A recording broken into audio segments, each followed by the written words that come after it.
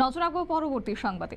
বসন্তে বাসন্তী পুজোর আয়োজন, অবশ্য কালের বোধন এই বাসন্তী পূজা, আর তাকে ঘিরে গোটা রাজ্য জুড়ে বিভিন্ন চিত্র লক্ষ্য করা গেছে। তারই মধ্যে সব থেকে অন্যতম হচ্ছে যে শহর আগরতলার ঐতিহ্যবাড়ি দুর্গাবাড়ি এবং ঐতিহ্য এই দুর্গাবাড়িতেই কার্যত তিথি অনুযায়ী নবমীর রাত্রির পর দশমীর বাদ্যি বেঁচে যায়। আর সেক্ষেত্রে আজকে বিসর্জনের পর্ব এবং সেই নিয়ে যাত্রা শুরু হয়ে গেছে এবং তারই মধ্যে প্রথা অনুযায়ী বাসন্তী পুজোর দর্পণ বিসর্জন সঙ্গে রাষ্ট্রীয় স্যালামি অনুষ্ঠিত রাজধানী আগরতলার দুর্গাবাড়িতে। ঐতিহ্য মেনেই সন্ধ্যায় হবে প্রতিমা নিরঞ্জন পর্ব।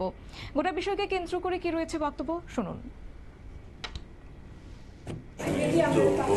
দর্পণ বিসর্জন হয়ে গেছে বিকেলবেলা বা এখন ভর চলে গেছে রাজবাড়িতে নারায়ণ চলে গেলেন বিকেলবেলা আমাদের মার বরণ হবে। বরণের পরে মাকে নিয়ে আমরা বেরোবো, এখানে রাষ্ট্রীয় সালামি হবে। তারপর আমরা দশমী ঘাটে গিয়ে গঙ্গা পূজার পরে আমরা মাকে বিসর্জন করবো। তারপর পূজাটা শিকাশুর কোটায় সাথে আশীর্বাদ কয়টার সময় দশমী আমরা 2:30টায় বেরোবো। সন্ধ্যাটা উত্তরের পরে